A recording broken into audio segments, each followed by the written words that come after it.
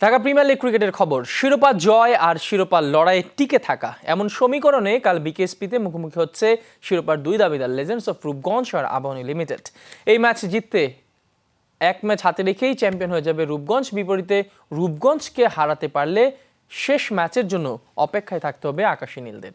এদিকে নিয়ম রক্ষার ম্যাচগুলোতে বিকেএসপির ৪ নম্বর মাঠে প্রাইম দোলেশ্বরের বিপক্ষে লড়বে শেখ জামাল ধানমন্ডি ক্লাব।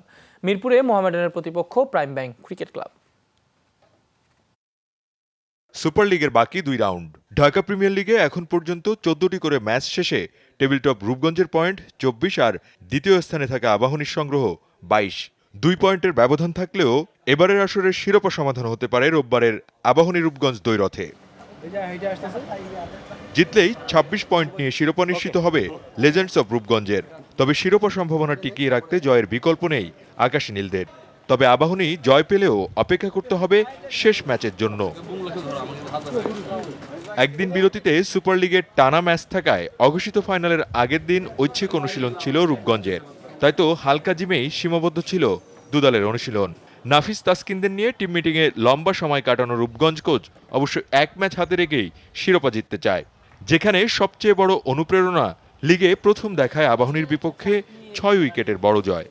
প্লেয়াররা খুব রিল্যাক্স আছে, বিকজ আমরা যেভাবে ক্রিকেট খেলতেছি আলহামদুলিল্লাহ, যদি ওভাবে ক্রিকেট খেলতে পারি ইনশাল্লাহ ভালো কিছুই আসবে। আমরা এটা কালকের ম্যাচটা নিয়ে আলাদা কিছু চিন্তা করছি না, বাট যদি আমরা আলাদাভাবে চিন্তা করি তাহলে কিন্তু এটা একটা এক্সট্রা প্রেশার।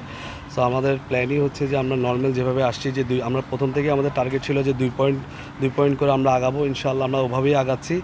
লিগে আবাহনীর ৩ হারের একটি রূপগঞ্জের বিপক্ষে। তবে শুভাশিস মোহাম্মদ শহীদদের সাথে তাসকিনের পেস বাড়তি ভোগাতে পারে আবাহনীকে। তবে সেসব আমলে আনছে না আবাহনী। খাতা কলমে দেখেন তাহলে আমাদের টিম অবশ্যই strong, but end of the day মাঠে ভালো ক্রিকেট না খেলতে পারলে খাতা কলমে স্ট্রং হয়ে লাভ নেই। সো আমাদের বেস্ট ক্রিকেটটা খেলতে হবে।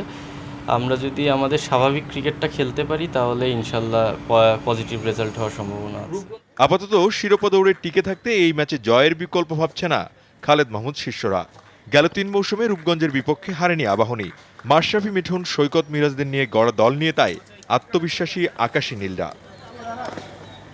সালাউদ্দিন সুমন, যমুনা স্পোর্টস, ঢাকা।